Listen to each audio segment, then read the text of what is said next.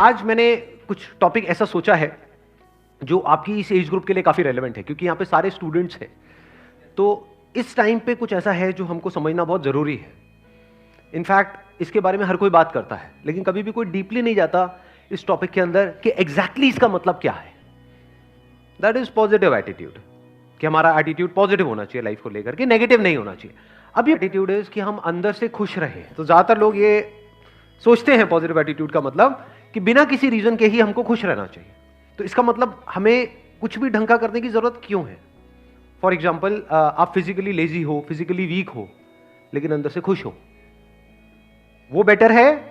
या फिर आप जिम गए, वर्कआउट किया, या किसी भी तरह का कोई वर्कआउट किया, फिर खुश हो, वो बेटर है? एक है, मान लो अभी आप स्टूडेंट हो, तो अभी सबसे जरूरी क्या है आप लोगों के लिए? पढ़ना, ठीक है। तो एक है बिना पढ़े आप खुश हो, तो कोई पढ़ेगा क्यों? एक है आपने अपने गोल बनाया कि इतने घंटे मुझे पढ़ना है, पढ़ा, फिर उसके बाद में खुशी मिल रही है। तो क्या बेटर है और क्या होना चाहिए? पढ़ने के बाद में अगर हमको खुशी मिले तो that is much better than कि बिना पढ़े ही हमको खुशी मिल जाए। This positive attitude must always be with a reason, क्योंकि अगर रीजन होगा तो वो पॉजिटिव एटीट्यूड टिकेगा। बिना किसी रीजन के आप पॉजिटिव होते चले जाओगे तो वो नहीं टिकेगा। जरूरी है, वही तो रीजन है सर, बट उसके पीछे का ना कोई लॉजिक नहीं मिल रहा, मैं वो क्यों कर रहा हूं? नहीं, उसके पीछे की जरूरत क्या है? अगर कोई काम करना जरूरी है, फॉर एग्जांपल भूख लगी है तो खाना खाना जरूरी है, प्यास लगी है तो पानी पीना जरूरी है, वो अपने आप में रीजन है। उसके पीछे रीजन क्यों चाहिए आपको कि मुझे प्यास तो लगी है लेकिन पानी पीना जरूरी क्यों है? क्योंकि प्यास लगी है। पढ़ना जरूरी क्यों है? कह रहे हो पैसा हमको चाहिए अपनी जरूरतें पूरी करने के लिए, जो भी हमारी नीड्स हैं उसको पूरा करने के लिए। नीड्स को पूरा करना क्यों जरूरी है? जीने के लिए। सिंपल है। अब इसके पीछे क्या रीजन है? जीना क्यों है? मर जा भाई। Do you have a choice? It is choiceless. तो एंड में हम ऐसी जगह पे पहुंच जाते हैं जहां पे कोई चॉइस नहीं है। जीना क्यों जरूरी है? क्योंकि मैं जीना चाहता हूं। ये सब किससे कनेक्ट हुआ जाकर के? पढ़ाई से। इसलिए पढ़ाई जरूरी है कि हम कोई एंट्रेंस क्रैक करने की कोशिश कर रहे हैं। तो वहां पे पॉजिटिव एटीट्यूड का मतलब क्या कि मेरा होगा, ये है पॉजिटिव एटीट्यूड। ध्यान से समझ लेना, ये थोड़ा सा अलग है इस दुनिया की सोच से। आपके घर वाले क्या समझते हैं पॉजिटिव एटीट्यूड का मतलब, अगर आपको कोई एंट्रेंस क्रैक करना है तो? कि बेटे पॉजिटिव सोच, तेरा होगा। क्या ये पॉजिटिव एटीट्यूड? जा रहे होते हो किसी एंट्रेंस की तैयारी के लिए या एंट्रेंस एग्जाम देने के लिए, बिल्कुल ऐसा माहौल होता है घर में जैसे कोई जंग के लिए जा रहा है। तिलक करेंगे, ये करेंगे, वो करेंगे, जा विजयी भाव। ये सब किससे कनेक्टेड है कि आपका हो जाएगा? ये पॉजिटिव एटीट्यूड नहीं है, ये फूलिश एटीट्यूड है। क्यों है ऐसा? अभी थोड़ी देर पहले मैंने क्या कहा था कि positive attitude must be backed by a reason. It must be based upon your actions, not the results. अगर रिजल्ट्स के बेस पे आपका एटीट्यूड पॉजिटिव है तो उसको पॉजिटिव एटीट्यूड नहीं कहेंगे, उसको बेवकूफी कहेंगे। इसी वजह से लोग सुसाइड कर लेते हैं, इसी वजह से लाखों बच्चे डिप्रेशन में चले जाते हैं। कभी डीपली तो समझा ही नहीं पॉजिटिव एटीट्यूड का मतलब क्या, ना आपने ना आपके घर वालों ने। तो उन्होंने क्या आपके माइंड में डाल दिया? बेटा तेरा होगा, बेटा तेरा। चुप चुप बोल, जरा सा मुंह से भी निकल जाए ना कि मेरा नहीं हुआ तो अरे नहीं बेटा तू क्यों नेगेटिव सोचता है, तू तो बहुत ही नेगेटिव है।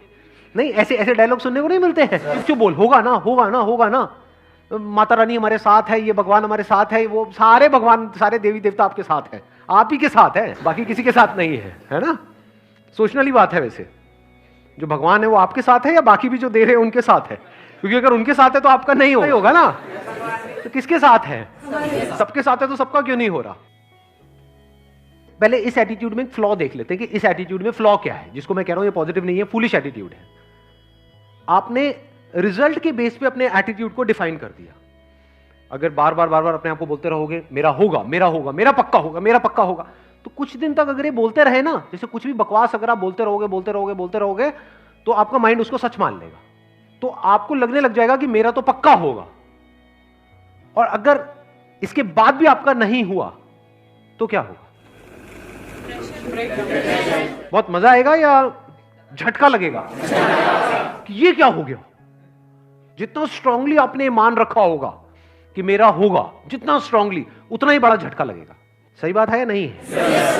मतलब स्ट्रांगली मानने का मतलब क्या है? जितनी बड़ी एक्सपेक्टेशन उतना ही बड़ा झटका, जब वो एक्सपेक्टेशन पूरी नहीं होती, उतना ही बड़े लेवल पे आपका दिल टूटेगा। उतना ही आपको बुरा लगेगा।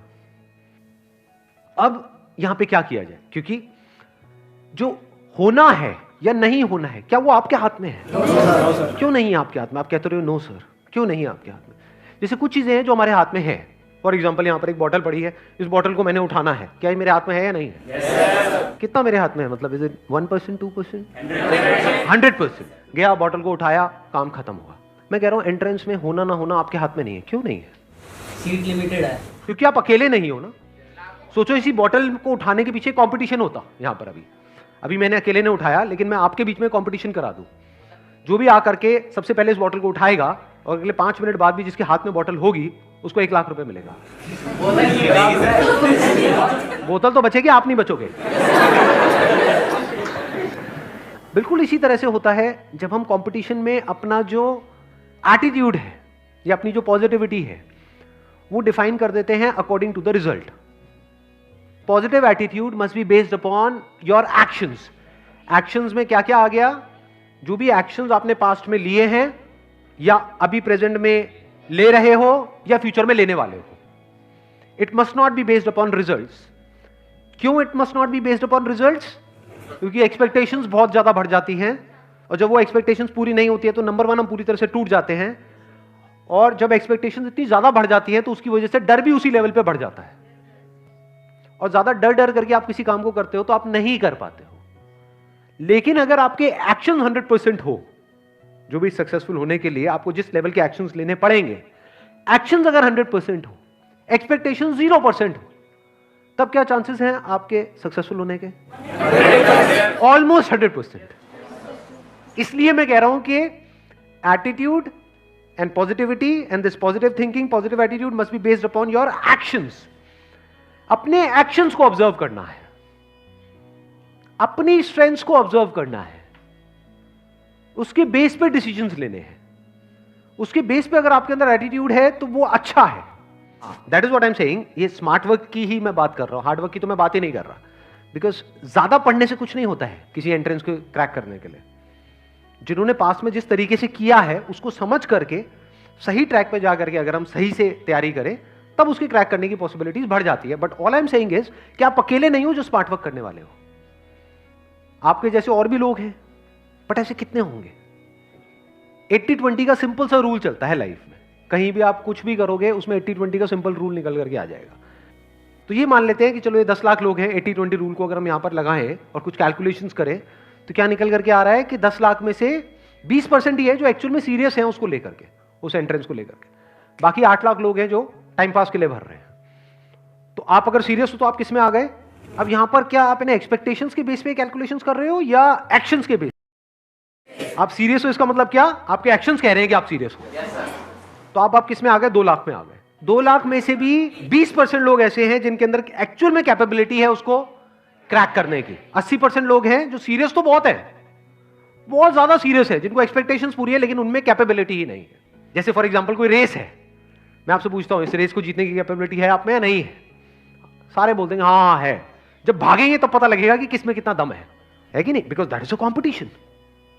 जब भी आप कॉम्पिटिशन में जा रहे हो तो आपको एनालिसिस करना होता है कि मेरी कैपेबिलिटी क्या है in comparison to other people. That is called competition. अब ये जो 40,000 हैं जो सीरियस भी है, जिनमें कैपेबिलिटी भी है, इसमें से भी सिर्फ 20% लोग ऐसे हैं जो बहुत ही मैसिव लेवल के एक्शंस लेने वाले हैं। यानी वो बिल्कुल डिस्ट्रैक्ट नहीं होंगे अगले 2 साल तक, जिनका फोकस 1 पॉइंटेड होगा।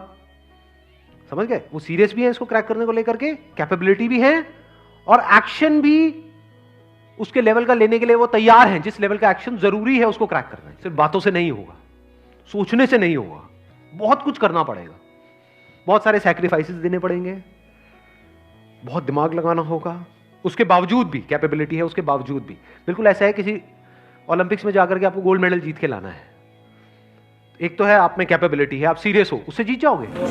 ट्रेनिंग भी तो करनी पड़ेगी ना। हाँ, दिन में कई कई घंटों तक ट्रेनिंग करनी पड़ेगी, तो वो भी आप करने को तैयार हो।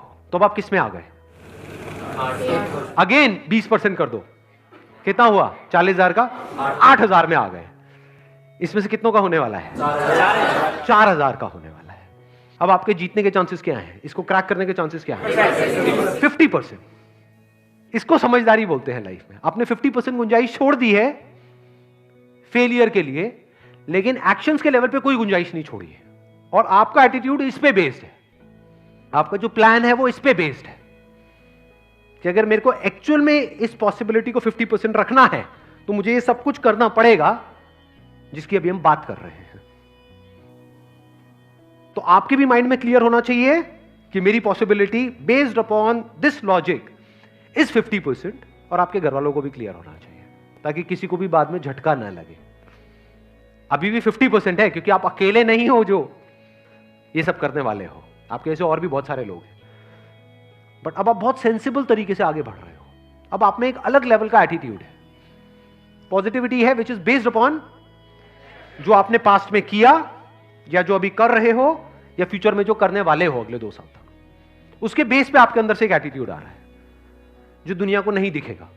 दुनिया को सिर्फ रिजल्ट्स दिखते हैं, दुनिया को यह नहीं दिखता है कि आप अकेले में क्या कर रहे हो। अकेले में क्या कर रहे हो तो किसी को नहीं दिखता है, अकेले में आप अपने कमरे में क्या करते हो तो किसी को नहीं पता है, और अगर किसी को दिख जाए तो मतलब आप अपने घर वालों को तो कहते हो कि मैं पढ़ रहा हूं इतने घंटे उतने घंटे, मैं ये कर रहा हूं वो कर रहा हूं। अगर मान लो वहां पे कोई कैमरा लग जाए और सब कुछ दिख जाए जो भी आप कर रहे हो, हार्ट फेल हो जाएगा माँ बाप का, ये कर रहा है, हम तो पता नहीं क्या क्या सोच रहे हैं, हमने तो पता नहीं क्या क्या सपने पिरोए हुए हैं। इसलिए मैं कह रहा हूं कि attitude and positivity and this positive thinking, positive attitude must be based upon your actions. इसको बोलते हैं real positive attitude, unshakeable positive attitude.